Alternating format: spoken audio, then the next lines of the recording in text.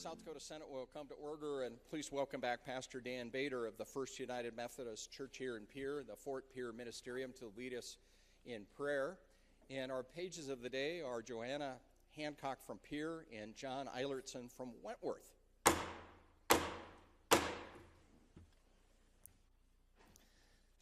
Let us pray. Gracious God, we recognize that throughout history you have called individuals to lives of service, to offer leadership and guidance, and to seek collective wisdom so that they would uphold the great responsibility of caring for all people and caring for your creation. We give thanks this day for all who've answered that call to serve, and we'd ask that you would keep their hearts, minds, and actions focused on the greater good of doing what is good, right, and just. Amen.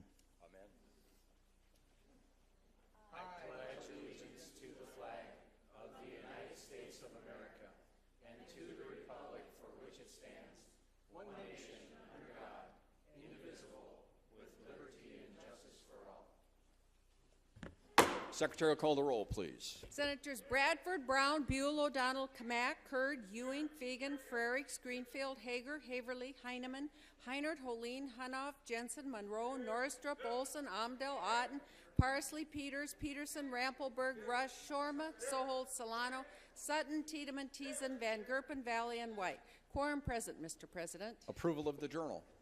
Mr. President, the Committee on Legislative Procedure respectfully reports that the Secretary of the Senate has had under consideration the Senate Journal of the 24th day. All errors, typographical or otherwise, are duly marked in the temporary journal for correction, and we hereby move the adoption of the report. Senator Kamak, Chair.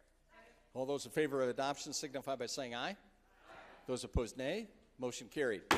We'll pause right now and welcome all of you to the South Dakota Senate, and I'll individually recognize those who are here and those also who are watching over live stream. We really appreciate you doing that. At this time, though, we have pages who are going to be sworn in, so if we could go ahead and have all the pages up front here. They're here for a 2-week stint, and then we're glad to have them. If any of you young people are thinking about being pages, it's a great event and a great time. A number of us had that experience too. So all of our pages, if you could come down here, we'll give you the oath.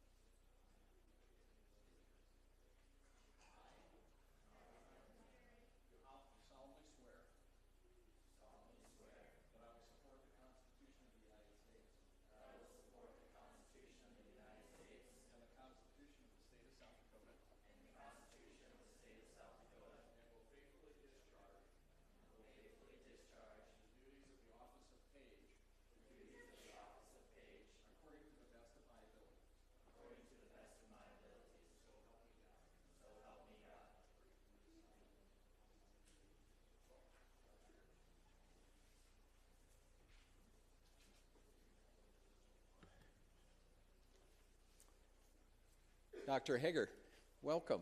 Welcome back. Ladies and gentlemen, we have doctors that donate their day to us and their partners backfill for them in the office, and it's a real honor to not only have you back, Dr. Hager, who's a pediatrician at Sanford and Sioux Falls, but obviously a part of the great Hager clan, and you've taken care of us for a number of years, but we're so grateful that you're here. Dr. Jennifer Hager, thank you.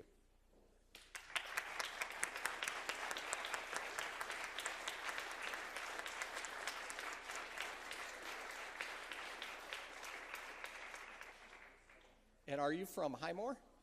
Highmore Herald? Okay. I think they're coming. Sioux Falls Lutheran? Okay. On behalf of Senator Heineman and Soholt and Hager, Amdahl, Fegan, and Kurd, these are the 8th graders, obviously from Sioux Falls Lutheran School, and their educator is Mr. Dieter, correct? Thanks for being here. We're going to have a fun day. 8th graders.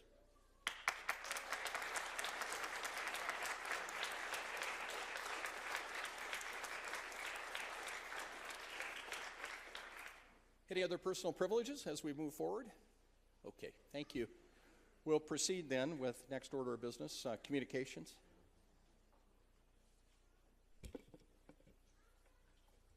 I'm sorry, reports of standing committees.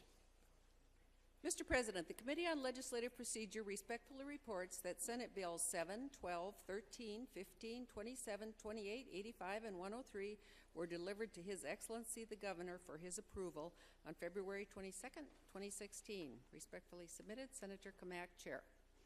Also, the Committee on Local Government reports that it has had under consideration House Bill 1119 and recommends due pass, and House Bills 1003 and 1071 and recommends due pass to be placed on the consent calendar. Senator Ewing, Chair. The Committee on Joint Appropriations reports that it has had under consideration Senate Bill 150 and recommends due pass as amended, and recommends tabling Senate Bill 166. Senator Peters, co-chair. The Committee on Senate Appropriations reports that it has had under consideration Senate Bill 153 and recommends do not pass. Senator Peters, chair. The Committee on Transportation reports that it has had under consideration Senate Bill 141 and Senate Bill 156 and recommends do pass as amended. Senator Valley, chair. Committee on Health and Human Services reports that it has had under consideration House Bill 1069, recommends due pass to be placed on the consent calendar, and recommends deferring Senate Bill 117 to the 41st legislative day. The Committee on Taxation reports that it has had under consideration Senate Bill 147 and House Bill 1083 and recommends due pass, and returns Senate Bill 165 without recommendation. Senator Monroe, chair. The Committee on State Affairs reports that it has had under consideration Senate Bills 124, 125, and 126 and recommends due pass. Senate Bill 100 and 162 and recommends due pass as amended. Recommends deferring Senate Bill 151 to the 41st legislative day, and recommends tabling Senate Bills 99, 101, 128, and 155. Senator Kamak, chair. If you beg my indulgence, senators, we received quite a few House bills here, and so that we don't avoid a day, miss a day for the delivery, I'm going to sign a bunch of these House bills right now so that LRC can get them jacketed down to the governor. I'm going to sign now under the Constitution. I'm going to sign bills that were passed both in the House and the Senate and read their titles in open session. I'm signing an act to restrict access to certain restrooms and locker rooms in public schools. That's 108. House Bill 1008. Signing an act to revise certain provisions relating to the development of park and recreational improvements on land leased to the Department of Game, Fish, and Parks. That's 1010. Signing an act to revise certain provisions regarding alternative instruction achievement for children excused from school attendance. That's 1013. An act to authorize sale of certain surplus real estate and to provide for the deposit of proceeds. That's House Bill 1014. I'm signing an act to revise provisions related to the garnishment of debts and property. That's 1059.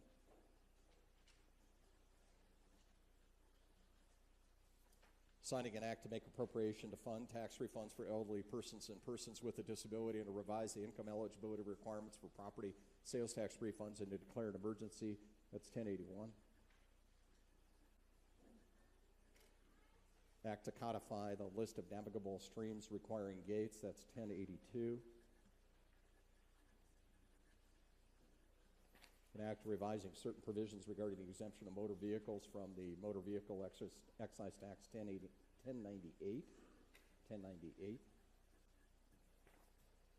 Act to give the court discretion to grant a continuance of a protection order in certain situations 1105.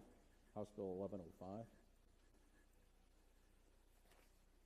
President signing an act to revise certain provisions concerning the property tax exemption provided to local industrial development corporations.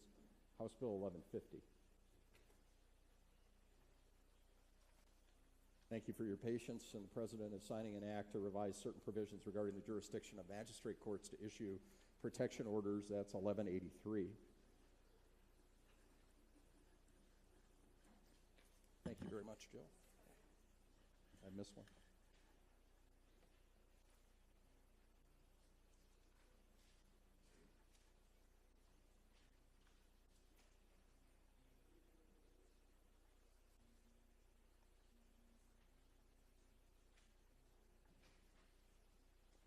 If you find it, we'll work through it.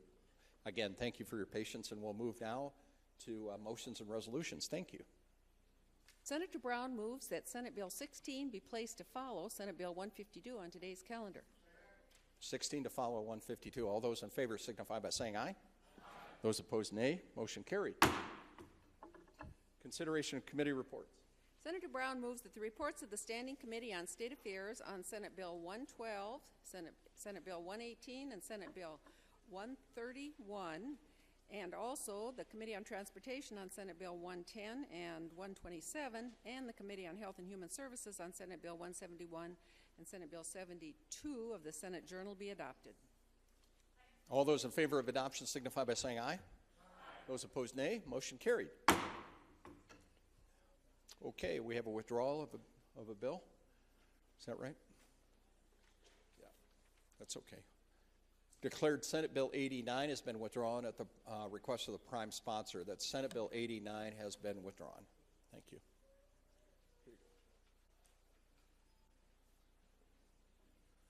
Okay, we're on to our consent calendar. Those are three bills that we have today that we don't debate. They're non-controversial, but could be debated tomorrow if people wanted to. If the senators wanted to pull these, we can ask questions, but we don't debate them and discuss them, and they're unanimously approved by committee, and we do that to move on to our debate calendar where there is a lot of talking and discussion about those bills. It's for efficiency purposes, so let's go with our second reading of consent, please. House Bill 1102, an act to allow for additional time to review certain competitive sealed bids. House Bill 1108, an act to revise certain municipal special assessment provisions and to provide for exclusion of territory from municipalities. And finally, House Bill 1117, an act to repeal certain provisions concerning the authorization for the use of other languages in public records or public meetings.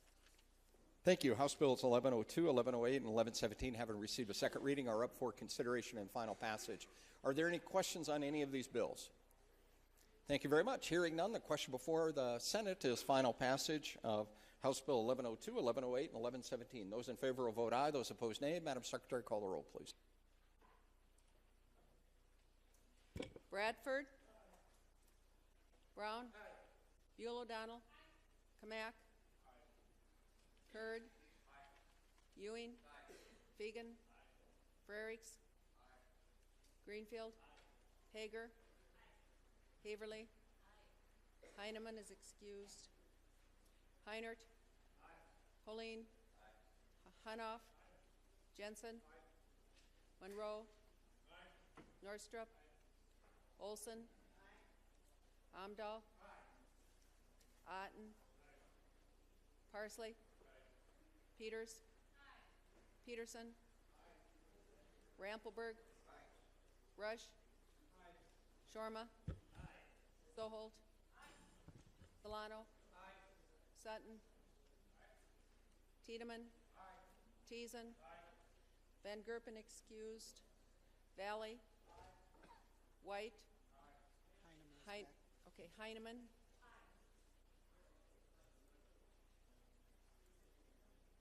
Mr. President, there are 34 yeas, 1 excused. Thank you. House Bills 1102, 1108, and 1117, having received a majority vote of all the members elected, are hereby declared passed.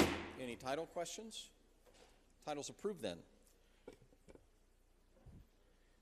Okay, it's our second reading debate calendar. Second reading of Senate bills, please. Senate Bill 69, an act to require accredited schools to accept transfer credits for courses taken by students from other accredited schools during the summer and to declare an emergency. Thank you. Senate Bill 69, having received a second reading, is up for consideration and final passage. Good afternoon, Senator Peters. Good afternoon. I have an amendment at the desk. Can I do both, talk to both the amendment and the bill? 69 Charlie Bravo, is that correct? That is correct. It looks like it's been distributed. Do you want to move it at this time? I do. Comments on the motion to amend and the bill? Thank you, ma'am. Thank you. And if I can do just the bill and the amendment all at the same time. That'd be great, yes. Okay, great. Senate Bill 69 is basically just as the title required, or just as the title explains. Currently, accredited schools must accept transfer students for transferring from one school to the next. If you go to an accredited school and you attend classes every day like a good student, and you transfer to a different accredited school within the state of South Dakota, those credits today transfer. What Senate Bill 69 does is it says if you take a summer class, those credits also transfer. It's interesting that some schools are now differentiating between spring semester, fall semester, and those are included in the transfer discussion, and those do transfer. However, the summer classes now all of a sudden are not transferring. The problem here is transfer kids who transfer from school district to school district, their credits transfer. So let's say you've got a kid that goes to Roosevelt, a student that goes to the Roosevelt High School, they take a summer class, let's say they take biology, and they transfer into the West Central School District after they've taken the summer class, and West Central now accepts not only all of the transfer credits from those high school credits, but also takes on that summer class. That's the way the process works. That's current law today. Problem: you have a West Central student that goes and takes high school classes from West Central, but decides that they want to maybe take a biology class over the summer. They take the exact same biology course that the Roosevelt student took. They take it, they pass it, they go back to school in the fall, and their school does not accept that credit. There's a problem. We've got a double standard. It's the same class. It's the same class from an accredited institution. So what Senate Bill 69 does is it says summer classes from an accredited school also count towards the discussion of graduation, and goes on to the transcript for these students. It was amended in committee in Senate Education, and it was put on for an emergency clause. And the reason for the emergency clause is summer semester begins enrollment now. And if we were to pass this bill and the governor were to sign it, these kids would then have the ability to take summer classes this summer and apply to their next year's schooling. The amendment that is passed out is just talks about one of the questions that was brought up in Senate Education, and it says, however, an accredited school is only required to accept the transfer credits if the student notifies a school administrator of the credits sought prior to taking the course. This is kind of common sense for most of us, but the superintendents are really concerned that they will have a hard time contracting for teachers for the next school year if they, for some reason, have 5 kids that want to take French next year, and all 5 of those students then take a summer class, but they've now just contracted to hire a French teacher for 5 students. They were really worried that the contract for the French students then would be they'd have this French teacher and no students. And so what this does is gives us a little bit of working leeway with the superintendents, allows them better planning for the next fall semester. And so that's the reason for the amendment. Senate 69, Charlie Bravo. And with that, I'd stand by for questions on Senate Bill 69. Thank you, Mr. President. Thank you, Senator Peters. Further remarks on the motion to amend? Hearing no further questions or comments on the motion to amend, all those in favor of Senator Peters' motion marked 69 Charlie Bravo signify by saying aye. Aye. Those opposed, nay. Motion carried. 69 is so amended. Further remarks on Senate Bill 69 as amended? Senator Shorma. Good afternoon, Mr. President. Question for the sponsor. State your question, sir. Thank you. If the student notifies the superintendent that they intend to take a summer school class and the superintendent denies acceptance of that, is there any kind of an appeal process? Senator Peters, do you care to answer Senator Shorma's question? Thank you. There is an appeal process within the school if they have a policy. And they need to have a policy that addresses it. School boards today, just like anything else and any other discussion that you have in the school, your opportunity as a parent or as a student is you take, your first is if you have an issue with the teacher, you bring it up to the principal. If you have an issue with the principal, you take it up with the superintendent. If you have an issue with the superintendent, you take it to the school board. If you take it to the school board and it's denied, you bring a bill.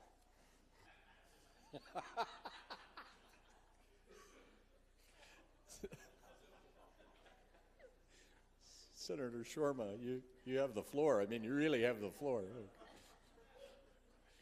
And that's how government works, kids. Never honk off mom. Yes. Yeah. Further remarks? Hearing none, the question before the Senate is final passage of Senate Bill 69 as amended. Those in favor will vote aye. Those opposed, nay. Madam Secretary, call the roll. Bradford? Brown? Buell O'Donnell? Kamak? Kurd? Ewing? Fegan? Frerichs? Greenfield? Hager? Haverly? Heineman? Heinert? Holeen? Hunoff?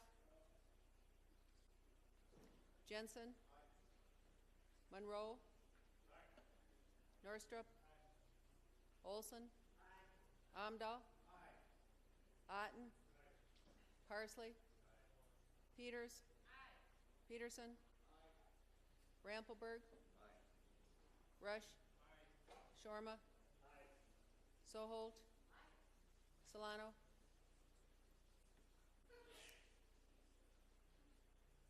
Sutton? Tiedemann? Teason? Van Gerpen is excused. Valley? White?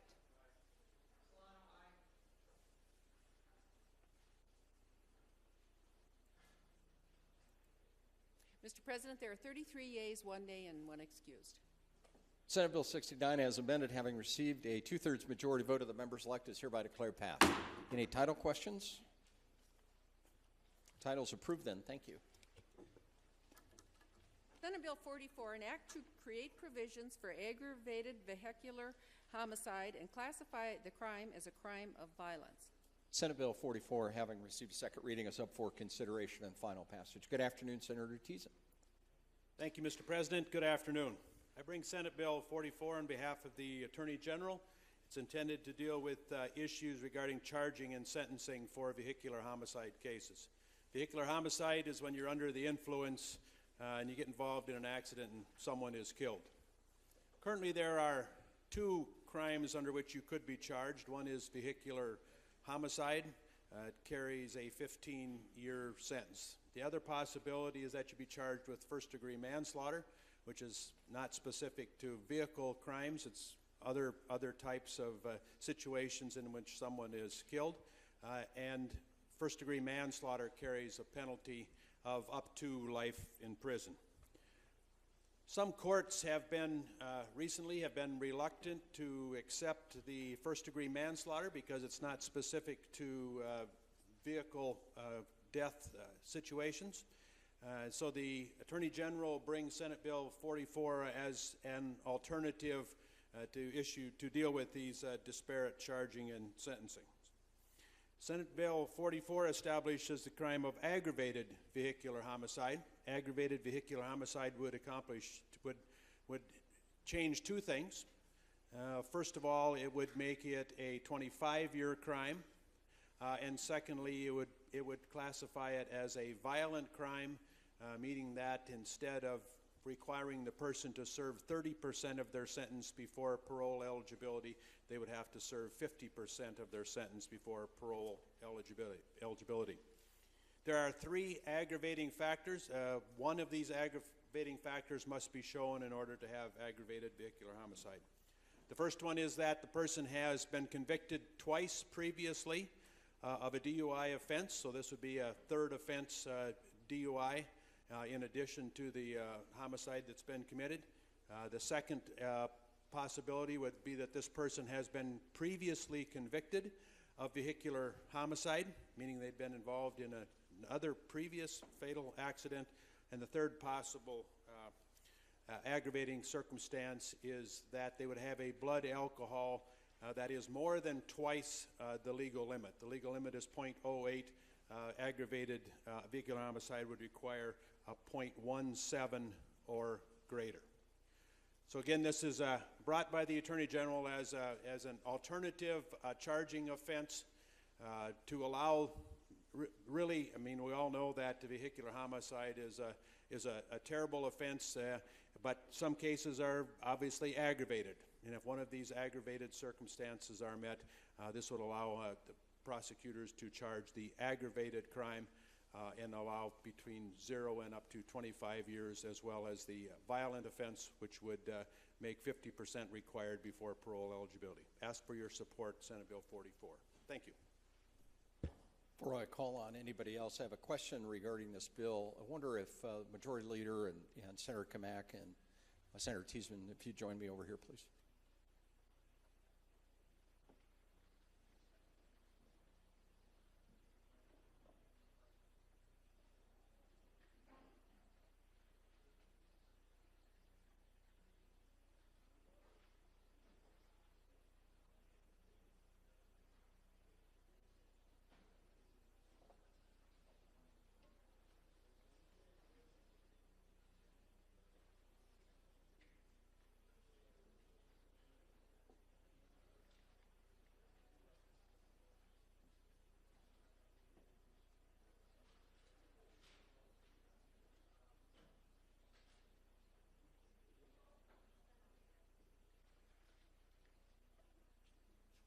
Just so the body understands the actual impact, the prison impact statement is normally attached to this, and I know it was hogged, and I didn't have it, so we're asking the LRC staff to have it so that it's with that. Make sure that you all know, because that is our procedure, that it's also online too. So thank you, Senator Teason, and everybody for your patience. Further remarks on Senate Bill 44. Senator Heinert, thank you. Thank you, Mr. President. Question for the sponsor? Yes, sir. State your question, sir. In section 1, I'd like to find it. We were looking at another section here. I need to scroll back up to the top.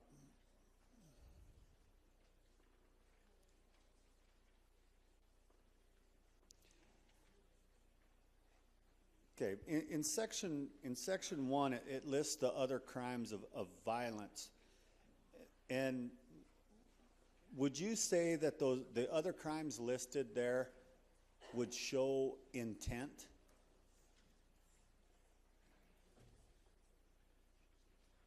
Senator Teason, do you care to answer the question?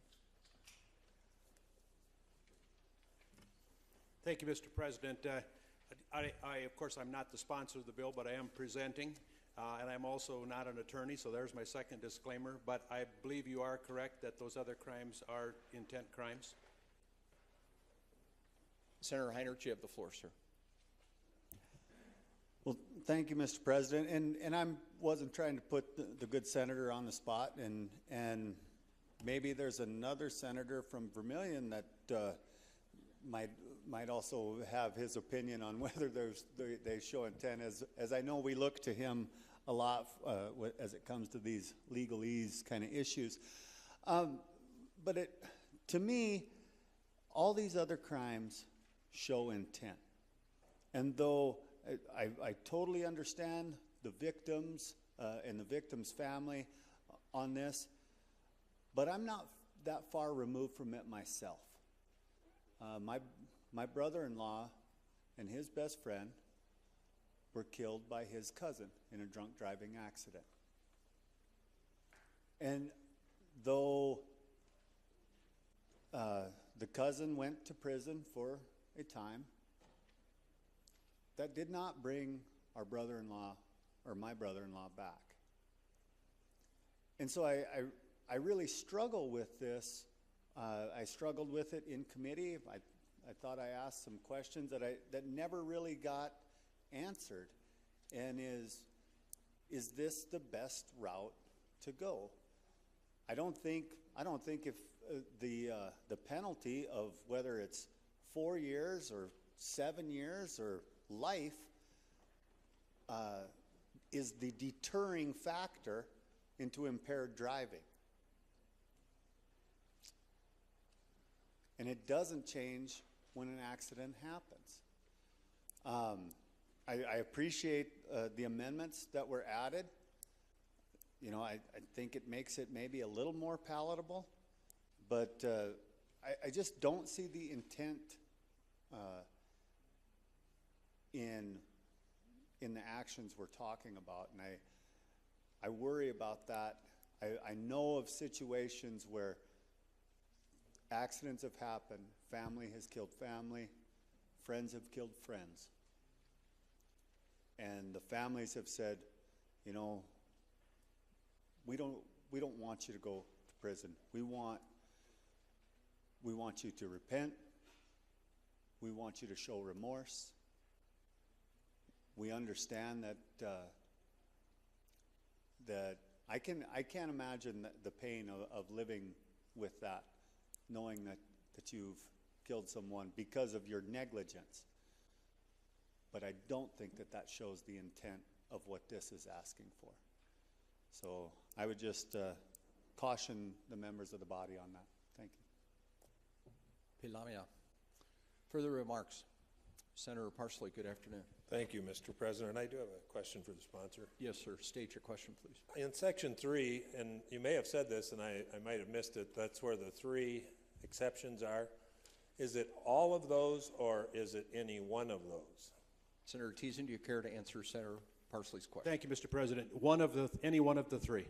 Thank you. Senator Parsley, you have the floor. Thank you, Mr. Chairman. I think I was originally a no on this, and then I was a yes when I thought that was probably all of those 3. And now that I see that that's any one of those 3, it had been all of those 3, I probably could support this.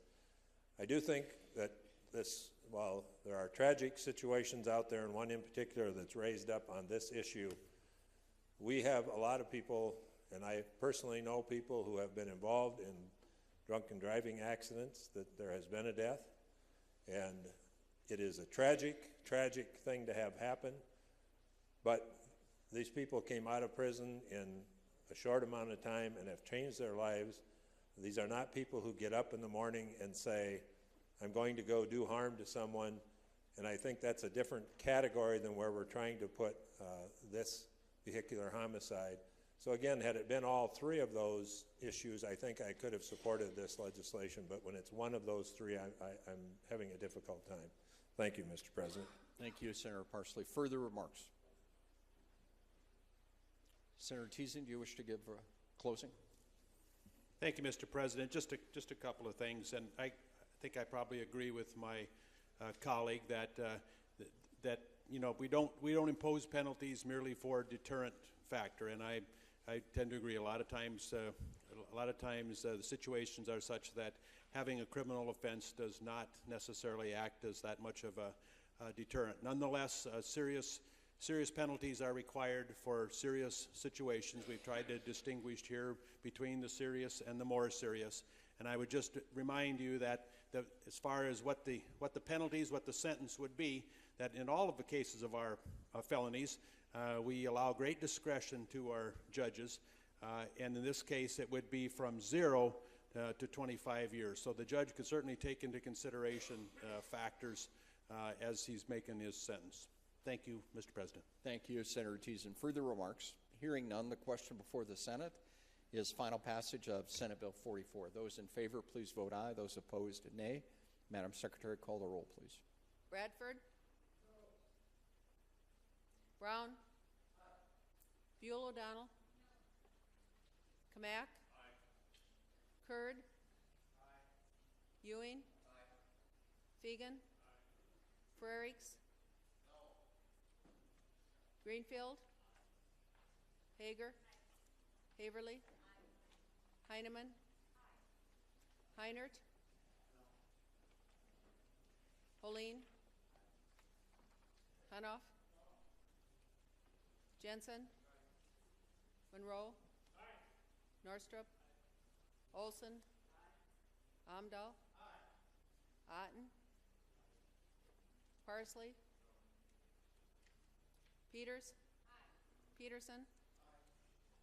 Rampelberg? Rush? Shorma? Sohold? Solano? Sutton? Tiedemann? Teason? Van Gerpen is excused. Valley? White? Mr. President, there are 28 yeas, 6 nays, and 1 excused. Senate Bill 44 having received a majority vote of the members-elect, and I've had too much caffeine, is hereby declared passed. Any questions on this title? Title's approved. Thank you. Senate Bill 154, an act to provide a penalty for fleeing from a law enforcement officer. Senate Bill 154, having received a second reading, is up for consideration and final passage. Senator Teason, welcome back. Thank you, Mr. President. Yes, I am the sponsor of this bill. This bill is intended to close a loophole that has existed since I was a law enforcement officer on the street, so you know how long ago that was. Currently, if you're driving a car and a policeman turns on red lights and siren behind you and tries to stop you and you don't stop, you're guilty of eluding, and it's a Class 1 misdemeanor. If you get involved in an accident or somebody gets hurt as a result, it's aggravated eluding, and it's a felony. If you are in custody of a law enforcement officer, either in the back of a police car or in a jail or a prison or somewhere, and you escape from custody, that is a felony. But if a police officer is lawfully attempting to stop you and you don't stop when directed to do so, there currently is no specific crime to charge in that situation. For a long time, prosecutors have been charging those subjects that flee a police officer with a crime, a Class 1 misdemeanor called obstructing. And just the common definition of obstructing would suggest that obstructing is, when you get in the way, right? When you prevent somebody, if you prevented a law enforcement officer from doing their job. Well, courts have sort of taken a dim view of that because running away doesn't exactly fit with the definition of obstructing. And so this bill would form the crime of fleeing a police officer. It's designated as a Class 2 misdemeanor, the least of the misdemeanors. And it would apply if you are lawfully, again, I'll restate that this only applies in situations where a law enforcement officer is lawfully stopping you. There are obviously specific criteria necessary before a law enforcement officer can stop you. And if you flee, you're guilty of a Class 2 misdemeanor. This is actually a pretty serious situation. I did some research. The chiefs of police support this bill. The sheriffs support this bill. The State's Attorneys Association supports this bill. Collectively, they checked their worker comp records. In the last 5 years, 56 law enforcement officers have been injured in the line of duty while they are chasing someone who is fleeing a law enforcement officer. So I would ask you to close this loophole, establish the crime of fleeing a law enforcement officer, Class 2 misdemeanor. Thank you, Mr. President. Further remarks? Senator Bradford, good afternoon, sir. Thank you, Mr. President. I rise in opposition to this, and I guess I see it in a little different light because if you read it, it says suspicion, reasonable suspicion. So I'm in Rapid City, and going down the street, and I got a bandana on my head. My pants are down halfway, and I'm walking, having a good time, and a policeman all of a sudden thinks I'm suspicious activity, and he starts after me, and I will run. I guarantee you, I will run. Whether I've done anything or not, I will run. And so this in turn puts another charge on that person. I don't know. I think we got enough by just him running because he's scared to death. And people don't realize that you think this is the, well, shall we say, once in a lifetime. This can happen a lot. And it happens to people, and I won't designate any certain thing because I made the description, but it can happen just for how you look. And I know for a fact that people automatically get scared and automatically start to run. I don't know. I mean, I think that there can be enough charge without adding. I just somehow think we're looking for ways to add charges to people. You know, really and truly, you think about that. And I mean, I understand in a police car, guys runs off, but this involves a person who's just walking down the street. We already just got through with the bill that we're going to add some more, and I thought we were in a time of starting to think about times of working with people. What's wrong with seeing who he is and catch him on down rather than start chasing him. My son was in Bennett County way back in the day, was in a police chase. Cops were after him just because his car had the wrong license plate on it, and they thought he. Anyway, it was a pretty big chase. He got scared and he drove a long ways, and there could have been some problem. But we found out later he hadn't done nothing wrong, and the guy that was the sheriff then charged him with a lot of stuff. And it ended up all dismissed. The judge dismissed it all. But when you give the opportunity for another charge, there will be chases that are unnecessary. Thank you. Thank you. Senator Rush. Thank you, Mr. President and fellow members of the Senate. I hope maybe I can put Senator Bradford's concerns at rest to some extent. The term reasonable suspicion is what the courts call a term of art, not referring to me at all, but it's a term that has a specific legal meaning and a meaning that has been established by thousands and thousands of court hearings over the years. And it specifically means that the officer has to have a specific articulable or explainable reason for the stop, that mere suspicion or a hunch is not enough for the stop. Now, clearly there are stops that are just based on a hunch, but those would not be allowed under this way this statute is being codified. Further remarks? Senator Holeen, good afternoon. Thank you, Mr. President. A question for, I guess, my seatmate here or the sponsor of the bill. State your question. Thank you, Mr. President. The question would be, I very much appreciated that last description because it put at least some of my fears to rest about the last part. I was wondering if there's any other similar definition or understanding about some of the other things that I thought were a little vague about the bill, which is in line 5, intentionally refusing, because can you quantify someone's intentions in court? I guess would be the first question. Senator Teason, do you want to phone a friend? Okay. Senator Rush. Well, thank you, Mr. President, and thank you for the question there. Intent is a question that has to be resolved in a great many lawsuits, criminal cases in particular, that the jury or the judge who's making the factual determination has to decide what the person's intent is, and they look at all the surrounding circumstances in doing that.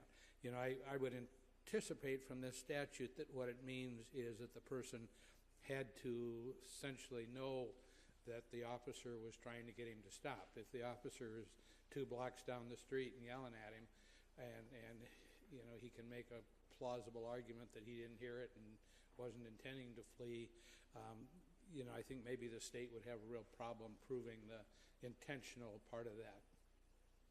Senator Holeen, you have the floor. Thank you. A quick follow-up? Yes, sir. On on line 6, I guess 5 and 6, a visual or audible signal, would that also be something that would be pretty clear, or would that also have to be settled in a court? Senator Rush, do you wish to give a visual or audible answer? Nice. Thank you, and thank you for the question. You know, that kind of comes out of the eluding statute, that making reference to the police car with the siren and the lights and that.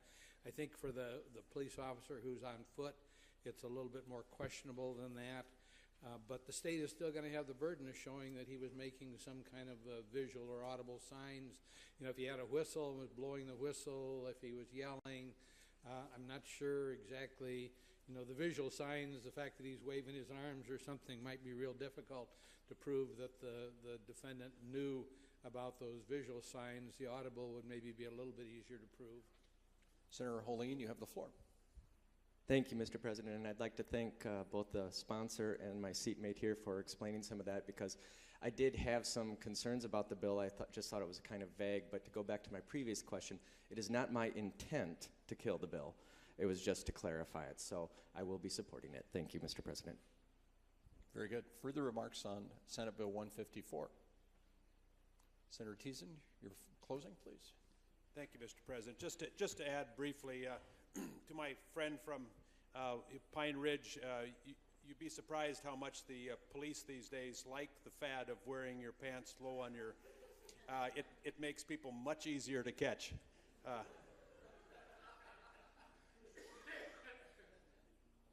And again, and to second what my judge colleague said, these are all of this intent and showing of the signal are all things that the state would have to prove. And failing the state to prove that, in fact, you were giving the proper signal and that the person was actually intentionally running away, failing that, the person would not be found guilty of the offense. And again, just to circle back around, it is a serious issue. 56 police officers were injured in the line of duty in the last 5 years with fleeing suspects. So I would ask for your support of the bill. Thank you. Thank you. Further remarks? Hearing none, the question before the Senate is final passage of Senate Bill 154. Those in favor will vote aye. Those opposed, nay. Madam Secretary, call the roll, please. Bradford? Brown? Buell O'Donnell? Kamak? Kurd? Ewing? Fegan? Frerichs? Greenfield? Hager? Haverly? Heineman? Heinert? Holeen? Hanoff? Jensen? Monroe? Norstrup? Olson? Amdahl? Otten? Parsley? Peters? Peterson? Rampelberg? Rush? Shorma? Soholt? Solano? Sutton? Tiedemann? Teason? Van Gerpen's excuse. Valley? White? Frerichs?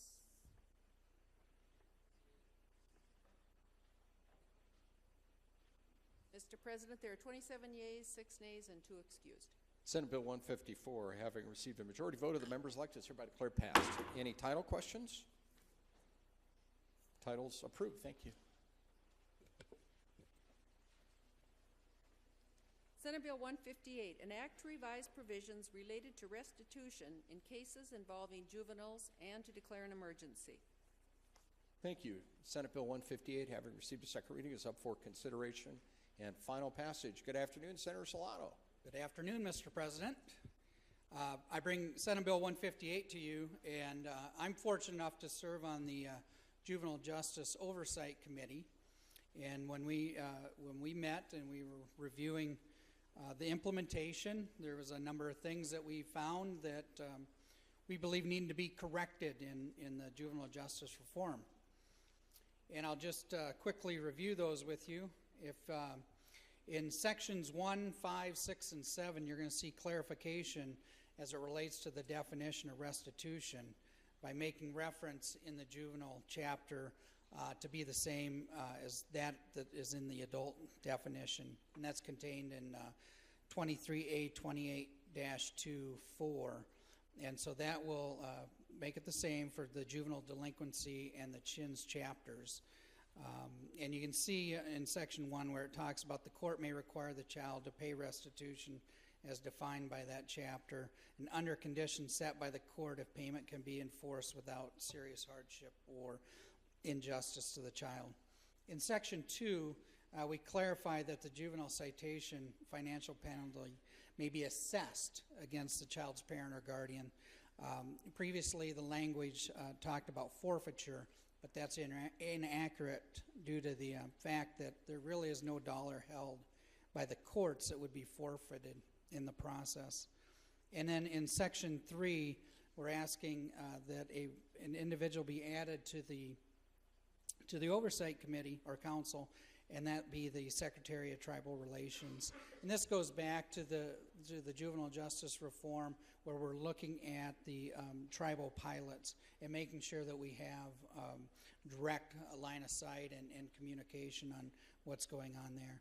And then lastly, in section 4, there is just a correction to citing code, where before we had cited 26-8B-2, and that should have been 26-8C-2.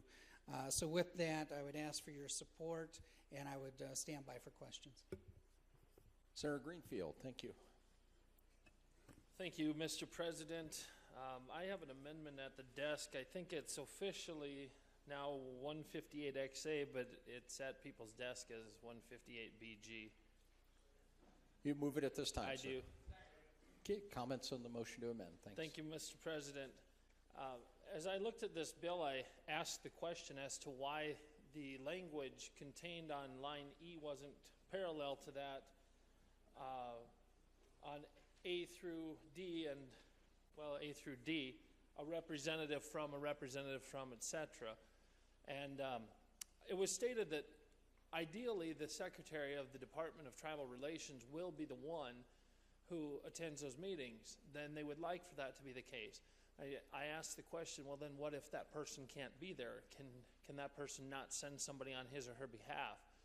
And the answer has been a little bit tricky, that maybe even without saying, or that person's designee, that person could assign somebody, but in talking with the prime sponsor, I believe it's viewed as a friendly amendment. This would simply allow for that person to choose to go to the committee hearing or to appoint somebody in his or her absence. So again, no intention to submarine anything here. I just thought that this would make it, one, parallel language to the rest of the section, and two, provide for whatever flexibility may be necessary. Thank you, Mr. President. Thank you, Senator Greenfield. Senator Solano, comments on the motion to amend.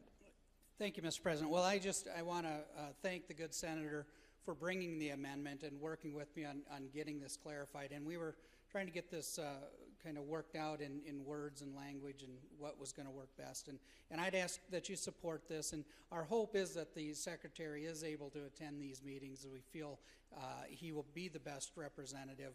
But this does give some allowance and makes it clear in the bill. So thank you. Thank you, sir. Further remarks on Senator Greenfield's motion to amend? Senator Heiner. Thank you, Mr. President. Question for the sponsor of the bill. Senator Solano. Excuse me, state your question, please. Were you able to visit with the Secretary of Tribal Relations? Senator Solano, do you care to answer the question, please? Thank you, Mr. President. Well, I will answer it in that I did not personally visit with the Secretary. This was discussed at our Oversight Council as to who would be the best person, so, but I did not personally discuss it with him. Senator Heiner, you have the floor. Well, thank you, Mr. President. And I guess in looking at the amendment itself, it seems kind of, vanilla. I mean, is it the secretary or representative? But I also think that it's not doing us any favors when we're changing who we're asking to be on this commission without even talking to who we're affecting. I wish we could have had a little bit of time, seeing as we do have a very strong relationship with the secretary. Maybe he could have weighed in and said, yeah, that's okay, or no, I understand what they're doing. But when we just get an amendment like this on the floor, it's kind of hard to say. And I know why that position or that title is listed is because that title and that position, he has direct contact with each and every tribe in our state. And he has contact, or he or she, the next one down the line, they have direct contact with those court services, with all of the things that would affect who we're talking about, the children that we're talking about, so, or the juveniles we're talking about. So I guess if I can get a real quick text message answer, then I'll know what I think about the amendment. So thank you. Senator Bradford. Thank you, Mr. President.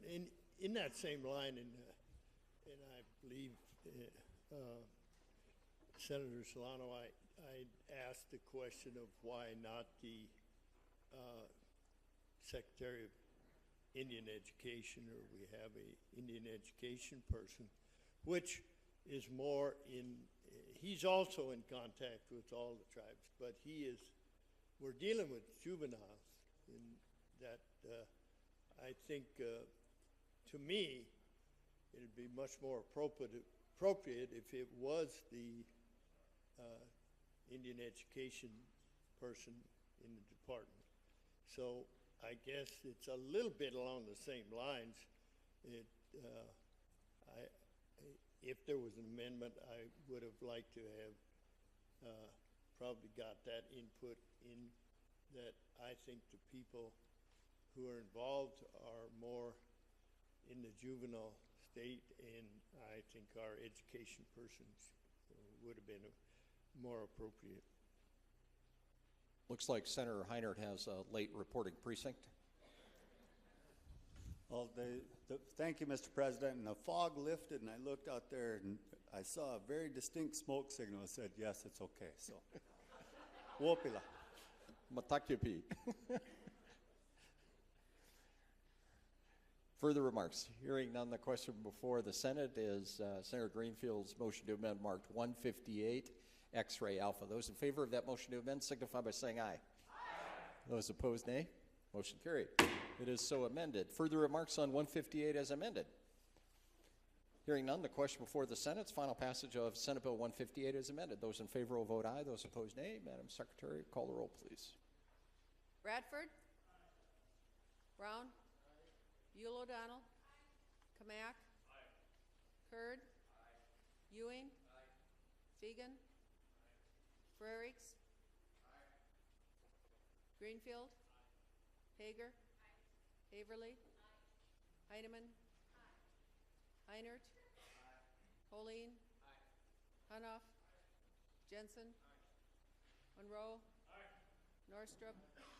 Olson? Amdahl?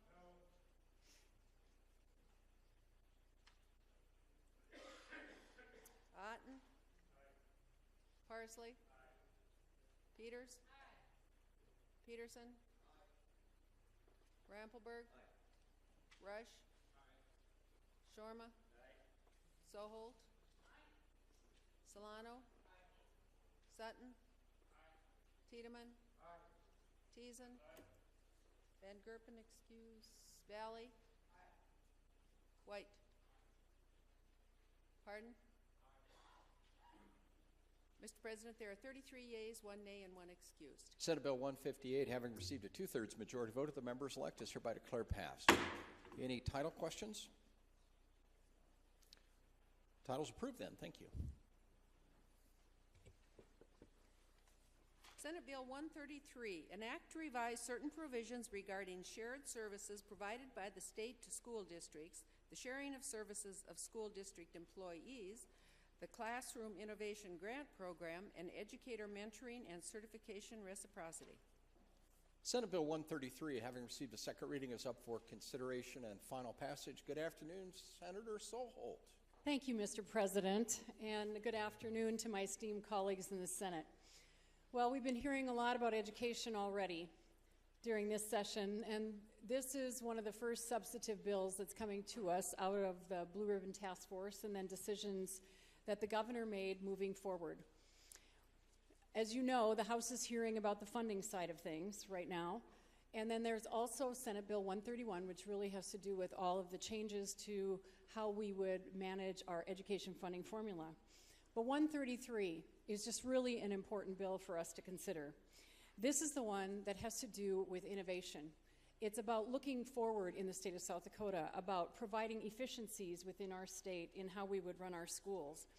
133 will expand the Innovation Center at Northern's e-Learning Center, that currently we do have virtual learning. But much as like healthcare, it's time for us to really move that in a whole new direction and really develop it and create a very robust, we call it like the mothership of virtual learning, that it would be a way for students anywhere in South Dakota to be able to access the best of the best. That just by time and space, that if they're in a small rural facility or even in a large town, that unique learning opportunities, or even those that aren't so unique but highly specialized, such as physics, AP classes, language classes, children that want to learn Mandarin Chinese, that they would be able to access a very robust e-learning center. We've created the backbone of virtual learning in South Dakota, and now it's time for us to further develop it, and that's what this bill does. This also creates a mentoring program for our new teachers. That we learned in the Blue Ribbon Task Force that while salary is very important, it's also equally important that teachers have support in the work that they do, particularly when they're brand new teachers. And that a lot of exiting in professions comes from not feeling enough support during the first 2 years. This mentoring program would help them to know how to handle conflict in the classroom and, you know, to use new innovation teaching styles, to learn from other people, and is a very important support structure to all of our teachers in the state of South Dakota. This plan would also reinstate the bonus for national certification, the best of the best. Right now, about 3% of our teachers are nationally certified, and this is something that they just professionally do on their own. And we used to pay. We have statutory language that already talks about reimbursing national certification. But at the time when money became very tight for education, that reimbursement for certification went away. This would reinstate that, do back pay for those that achieved national certification since the time that we paid for that, and help to honor the best of the best for really going above and beyond, because national certification is not an easy thing to attain. This bill also talks about teachers that may want to come into South Dakota that are certified in other states, that they would have much more ease of coming into practice in the state of South Dakota, that if they had achieved certification in another state, and that could be shown through their graduation and their certificate for teaching, that we would have them come into South Dakota and they would not have to repeat testing. And we've heard that as an issue of people coming into our state and how difficult it is to then end up in the classroom even with experience. This also talks a lot about sharing services. One of the things that we talked about is if you took the canvas of South Dakota right now, you probably wouldn't put 150 school districts into it, but that's what we have. And so if we're going to continue, because those schools are very important to a community, that then it's important to start really looking at shared services. Currently in the state of South Dakota, we have shared services at the state level, which is just value added to the school districts at no cost to them for internet bandwidth and like the student information system, and those have been working very well. And so what this bill does is defines there may be free services to all of the school districts, or where can we do very reduced cost services, such as for purchasing of food services, or business managers, or accounting services, or auditing. So all of those kinds of things that could be shared services to bring us to economy of scale in the state of South Dakota, so that we can help to financially support all of our school districts. This is a very important process bill, policy bill, that accompanies what we will be doing in the change in the funding formula and the overall funding supports through dollars. So I would really ask for your favorable support of Senate Bill 133 as being so important to the entire education system in the state of South Dakota. And I'll stand by for any questions. Thank you very much, Senator Soholt. Further remarks? Senator Brown, good afternoon. Thank you, Mr. President. I just wanted to take a second to really try to emphasize a piece here, because a lot of folks have taken a look at what the Blue Ribbon Task Force did, and certainly the part that gets the headlines are the changes with the formula and the attempts to increase teacher pay. And I think at least on that task force, it was recognized that that's a critical component in moving forward with our education. However, I really want to stress that the group spent a lot of time looking at multiple ways to address teacher shortages. And I think in the bill here today, you see that, because there are some very distinct ways that you can approach this problem and try and help alleviate pressure in terms of having available teachers, whether it's through the e-learning piece or whether it's through the reciprocity.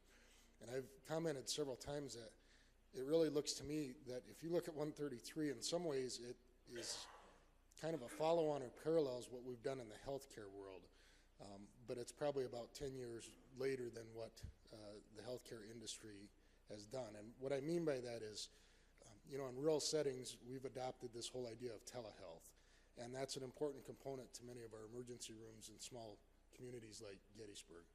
The same thing applies with the classroom, and I think there are ways that you can do that and have a real positive impact. The other thing is you take a look at like the reciprocity.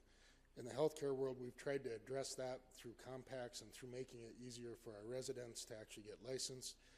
To me, this seems like a very simple, doesn't cost us anything to make this change, and yet we can still ensure quality. There's really no reason we should not have qualified teachers that come in, and we should do everything we can to make it as easy as possible to get them in the classroom immediately. So with that, I would certainly hope we could have your support today on 133. Thank you, Senator Brown. Further remarks? Senator Heinert. Thank you, Mr. President. Question for the sponsor. State your question, sir. In section 4, when it talks about reciprocity with teachers from other states or licensed in other states, now we talked about this this summer, but this still includes the necessity to complete the Indian Ed coursework, correct? Senator Soholt, do you care to answer the question? I do. Thank you very much for that question. I should have stated that what we're talking about is allowing people to come into the state and not repeat the praxis, but that we would have to complete the sensitivity to Native American learning and incorporating that as we have had in the past. Senator Heinert, you have the floor, sir.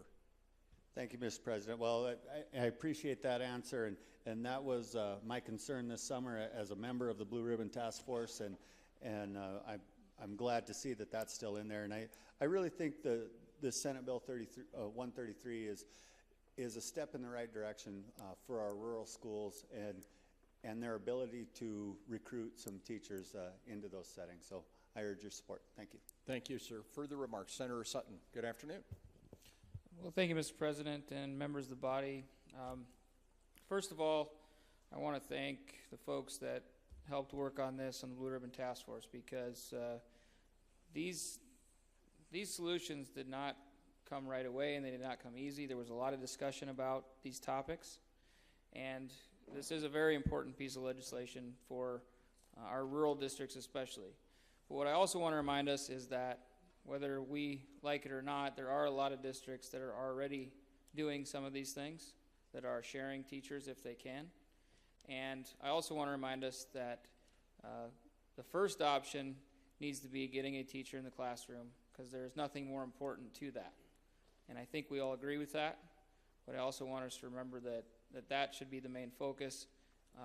And if that's not possible, then to explore these options with e-learning and those types of things. So with that, I encourage your support. Thank you, Senator Sutton. Further remarks? Hearing none, the question before the Senate is final passage of Senate Bill 133. Those in favor of passage, please vote aye. Those opposed, nay. Madam Secretary, call the roll. Bradford? Brown? Buell O'Donnell? Kamak?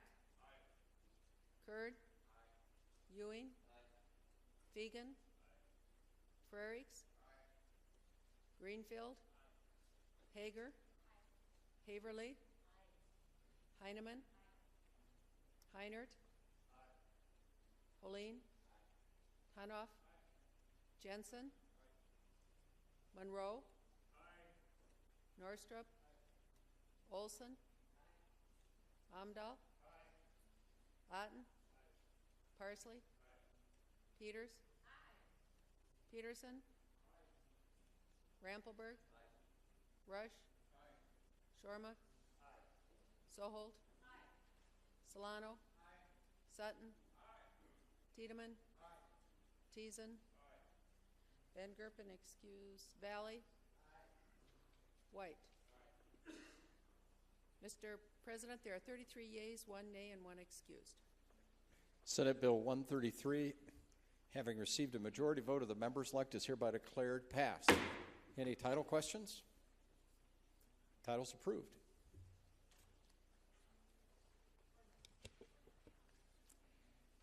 Senate Bill 152, an act to enact the Peter Falk Act to ensure visitation of certain protected persons. Thank you. Senate Bill 152, having received a second reading, is up for consideration and final passage. Good afternoon, Senator Jensen. Thank you. Thank you, Mr. President, members of the Senate. It's a good day to be on the Senate side.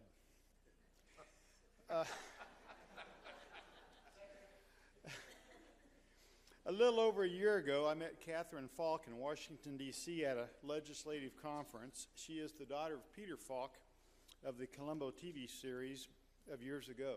She says, "Thank you for this opportunity to address you regarding the urgent need that exists for a uniform law that effectively combats the growing national epidemic of isolation of our elderly, disabled adults, or infirm citizens. In my own case, I had a very close relationship with my father, Peter Falk, best known for his role as Lieutenant Columbo. His health failed, and my sister, myself, and many friends and family members were not allowed to visit him. His second wife used her power of attorney to isolate him from us as he succumbed to the ravages of Alzheimer's disease. In 2009, I had no choice but to request visitation rights in Los Angeles probate court under conservatorship laws that opened up another Pandora's box of a costly court battle against the clock of time to see my father before his passing. I requested that my former probate attorney draft a visitation bill titled the Peter Falk Bill, and shortly thereafter formed the Catherine Falk Organization to advocate for legislation across the nation.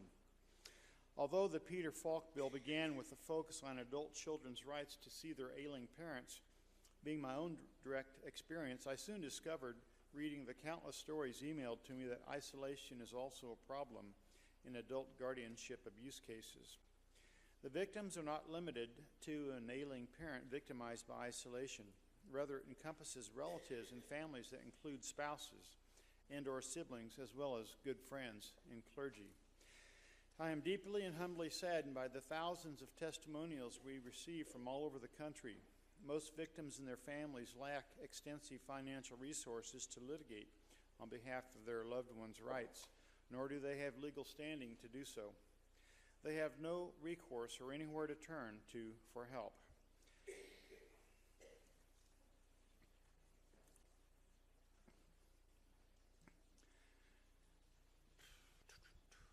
Their loved ones often die, leaving their friends and their family have abandoned them. We have found that isolation comes from two sources: court-appointed guardians and conservatorships without court order, and agents with power of attorney. The Peter Falk bill addresses both these situations. Some of the adult children of Mickey Rooney and Glenn Campbell join me in expressing our heartfelt appreciation to you for recognizing the urgent need to address visitation, isolation in all state statutes. Thank you for your time and consideration. Catherine Falk, daughter of Peter Falk; Carrie Rooney, daughter of Mickey Rooney; Travis Campbell, son of Glenn Campbell. The Elder Task Force Bill, Senate Bill 54, addresses the criminal side of this issue of elder abuse. This bill, Senate Bill 152, addresses the civil aspects of elder abuse and provides an avenue for remedy in civil court. When I approached the Chief Justice 5 weeks ago regarding this bill, he looked at it and told me that it seemed to complement Senate Bill 54. He asked me to run it by Mark Barnett to get his opinion, and I did. Mark suggested that we tweak it, and we did. With the help of our resident judge doing some heavy lifting in committee, it passed 7-0. So I would appreciate your consideration of Senate Bill 152. Thank you. Thank you. Senator Sutton. Well, thank you, Mr. President. And I would just like to say for the record, I appreciate the good senator bringing this bill, and I appreciate his passion and care for this issue, and I would encourage your support. This is a good bill, and I would encourage your yes vote. Thank you. Further remarks? Senator Jensen, just because it's recorded, you said Mark Barnett. Did you mean Tom Barnett from the State Bar? Yes. Yeah. Okay. And the reason is that Mark is a judge, and so he probably wouldn't. But thank you, sir. Further remarks? Hearing none, the question before the Senate is a final passage of Senate Bill 152. Those in favor will vote aye. Those opposed, nay. Madam Secretary, please call the roll. Bradford? Brown? Buell O'Donnell? Kamak? Kurd? Ewing? Fegan? Frerichs? Greenfield? Hager?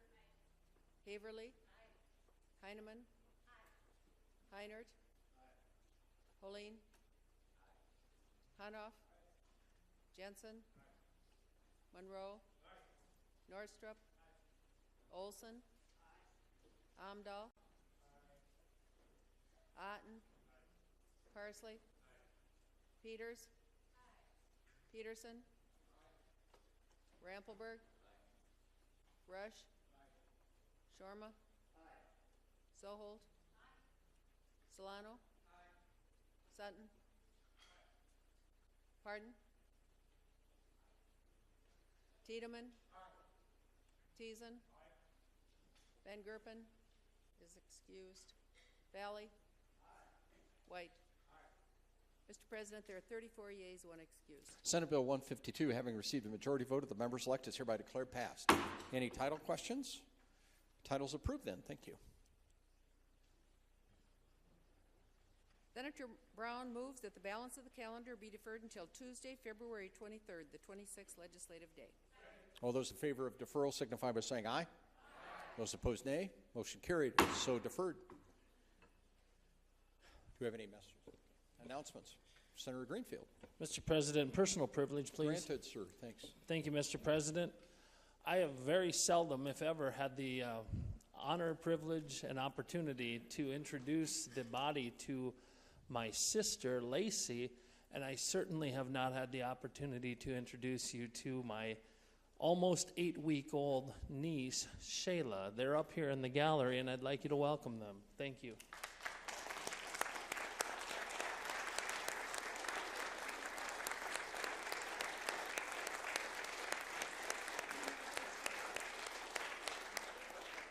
Fantastic. Senator Peters. Thank you, Mr. President. We have joint appropriations tomorrow starting at 9, staff briefing at 8, but joint appropriations, we've got budget setting tomorrow We're going to hear from Public Utilities, Environment, Natural Resources, Tourism, Tribal Relations, Military, Veterans Affairs, Office of the Governor, and the Governor's Economic Development. So if you're interested, we're going to set budgets tomorrow for those agencies. Thank you very much, Mr. President. Thank you, ma'am. Senator Kamak. The Senate Ag and Natural Resource Committee, I'm going to give you the day off. Wow. Senator Soholt. Senate Education, you also get the morning off. Senator Teason. Thank you, Mr. President. Senate Judiciary will commence deliberations at 8 a.m. 0800. Further announcements. Senator Heiner. Thank you, Mr. President. Reminder tonight, 18th annual kids voting dodgeball. So it's at 7 p.m., Faith Lutheran Church. Sounds like it's going to be a good time. You get to take out some frustrations on your fellow colleagues. So it's always important for me, on behalf of the state of South Dakota, to advise all of you, you are not covered by workers' comp. Any other announcements? Thank you very much. Motion to adjourn, please. Senator Ewing moves that the Senate do now adjourn. All those in favor signify by saying aye. Those opposed, nay. Motion carried. We are adjourned. Thank you.